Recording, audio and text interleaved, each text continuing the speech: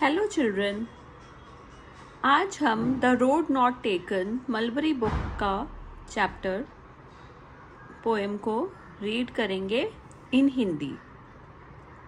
हिंदी में इसकी सारी एक्सप्लेनेशन दूंगी। So please like, subscribe and share my channel. Thank you. Let's begin. Two roads diverged in a yellow wood, and sorry I could not travel both. And be one traveller long I stood, and looked down one as far as I could, to where it bent in the undergrowth. तो बच्चों, इसमें इन lines का मतलब ये है कि two roads डाइवर्ज्ड in a yellow would, कि पतझड़ का मौसम था और जंगल में दो रास्ते अलग अलग दिशाओं में बंट गए थे। और इसमें कवि जो पोएट है रॉबर्ट फ्रॉस्ट, वो जीवन की तुलना जंगल से कर रहा है और इसमें कवि को यानी पोएट को एक रास्ता चुनना है। And sorry I could not travel both, मतलब कि और उसे अफसोस था कि वो दोनों रास्तों पर एक साथ नहीं चल सकता, क्योंकि हमें जीवन में हमेशा एक ही रास्ता चुनना होता है। हर निर्णय का मतलब कुछ त्याग तो होता ही है, ठीक है। और अफसोस इस बात का था कि वे दोनों रास्ते एक साथ नहीं चल पा रहा था, उसको दोनों में से एक रास्ता ही चुनना था। Be one traveler long I stood and looked down one as far as I could. इस लाइन का मतलब है कि वह एक यात्री था, वो ट्रैवलर था, इसलिए वो लंबे समय तक वहीं पर खड़ा रहा, क्योंकि वहाँ पर वो अकेला था। वो सोच में पड़ गया कि वो कौन सा रास्ता चुने।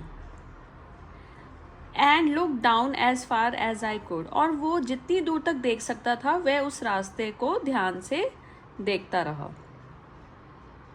To where it bent in the undergrowth, जहाँ वह झाड़ियाँ, अंडरग्रोथ का मतलब होता है जहाँ झाड़ियाँ या पेड़ जाकर रास्ते पे ख़त्म होती थी, वहाँ तक उसे वह रास्ता नज़र आता जा रहा था।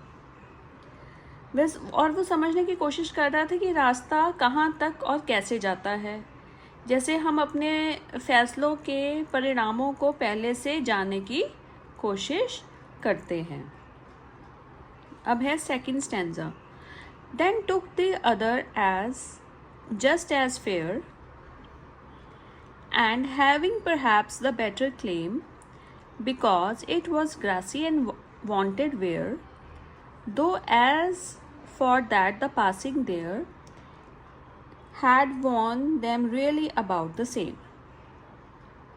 तो इसमें पोएट कहना चाह रहा है कि then took the other as just as fair means फिर उसने दूसरा रास्ता को चुना, क्योंकि उसको वो दोनों रास्ते उतना ही अच्छा लग रहा था जितना कि पहला रास्ता था, और लेकिन उसे लग रहा था कि शायद वो रास्ता उससे ज़्यादा बेटर होगा पहले वाले से, क्योंकि वहाँ पर ग्रासी और अनवांटेड वेयर था। मीन्स कि वो जो वहाँ पर एक तो घास काफ़ी ज़्यादा उगी हुई थी, ठीक है, और वहाँ पर कम यात्रियों ने उस रास्ते को ट्रैवल किया था। Though as far that the passing there, क्योंकि वहाँ पर जो लोग जो थे ना, रास्ते लगभग एकदम बराबर लग रहे थे, और वो वाला जो सेकंड रास्ता था वो कम चला हुआ था, और उसको दोनों रास्ते बिल्कुल सेम से लग रहे थे। Had worn them really about the same, दोनों रास्ते लगभग बिल्कुल सिमिलर से ही उसको लग रहे थे। अब है stanza 3। And both that morning equally lay in leaves, no step had trodden black. Oh, I kept the first for another day, yet knowing how way leads on to way, I doubted if I should ever come back. तो पहली line है and both the morning equally ले। उस सुबह दोनों रास्ते एक समान ही दिख रहे थे।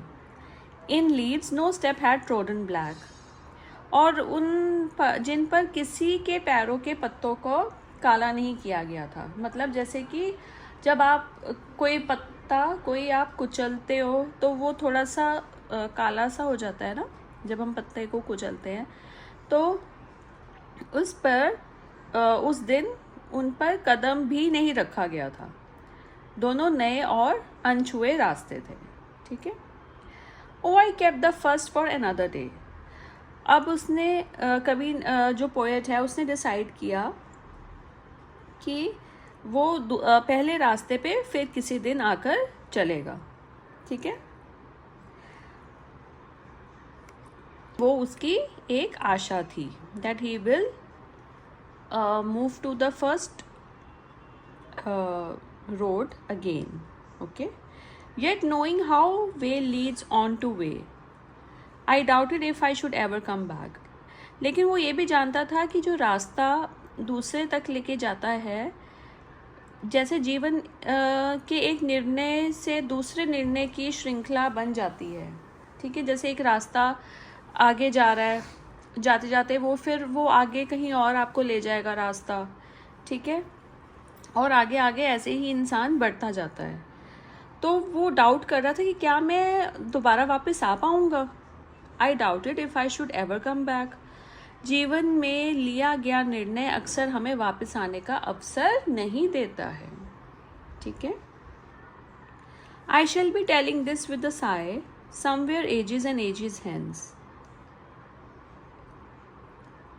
Two roads diverged in a wood, and I took the one less traveled by, and that has made all the difference.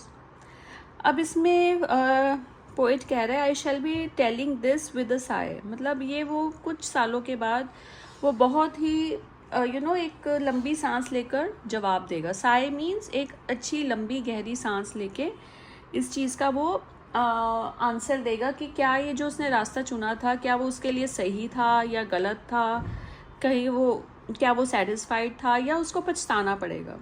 ठीक है। Somewhere ages and ages hands, मतलब बहुत समय के बाद उसे इस चीज़ का अनुभव होगा। Okay. I took the one less travelled bye. उसने वो रास्ता चुना जिसपे कम लोग चले थे। ठीक है। And that has made all the difference, और उसी ने उसके जीवन में फ़र्क ला दिया। कवि कहता है कि उसका अनोखा निर्णय ही उसकी पहचान बन गया। यह निर्णय ही उसकी सफलता या फिर विशिष्टता का कारण है। मीन्स इधर ही इज़ सक्सेसफुल और unsuccessful, it depends, but after some ages, जब टाइम निकल जाएगा काफ़ी, जब वो उसके बारे में सोचेगा कि जो उसने रास्ता चुना था कि क्या वो सही था कि क्या गलत था। ठीक है। तो बच्चों इसमें हिंदी में इसकी समरी इस चैप्टर की ये है, जीवन में चॉइसेस को ये इम्पोर्टेंस देता है। ठीक है। कभी जंगल में दो रास्तों के सामने खड़ा होता है। यह जीवन के दो अलग अलग रास्तों का निर्णयों का प्रतीक है। मीन्स कि दो रास्ते हैं, उसमें से एक चूज़ करना है। ठीक है। वह उस रास्ते को चुनता है जो कम चला गया होता है। ठीक है। जिस पे यात्रियों ने कम ट्रैवल किया होता है, जो कि आम रास्ता नहीं था। ठीक है। एक तो आम रास्ता होता है जिस पे रेगुलर भेड़ चाल एक अगर जा रहा है तो दूसरा भी उसके पीछे पीछे जा रहा है। लेकिन उसने जो पोएट है इसमें वो रास्ता चूज़ करता है which is less travelled bye. Okay. वह उस रास्ते को चुनता है जो कम ट्रैवल किया जाता है। आगे वो ये बताता है कि जो लोग जीवन में अलग सोचते हैं, निर्णय लेते हैं, वे ही कुछ नया कर दिखाते हैं। ठीक है।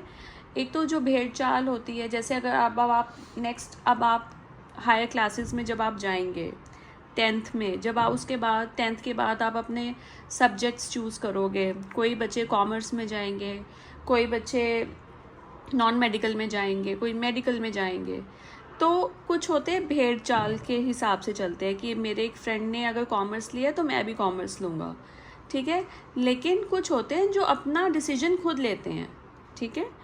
तो और वो उसका डिसीजन उसका कि वो सक्सेसफुल है या अनसक्सेसफुल है, वो जब आप उसको यूज़ करोगे, उसको एक्सपीरियंस करोगे, तभी आपको पता चलेगा कि वो कैसा है रास्ता, ठीक है।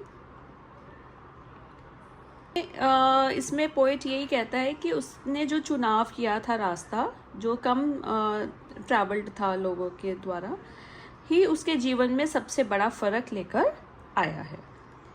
तो बच्चों, ये थी हिंदी में समरी। अगर आपको ये अच्छी लगी है, please do like, subscribe and share my channel. And अगर किसी को ऑनलाइन ट्यूशन्स की नीड है तो प्लीज़ मुझे कमेंट्स बॉक्स में कमेंट कीजिए। मैं आपको अपना कॉन्टैक्ट नंबर सेंड करूँगी, जिसके थ्रू आप मुझे कॉन्टैक्ट कर सकते हैं। Thank you and have a nice day.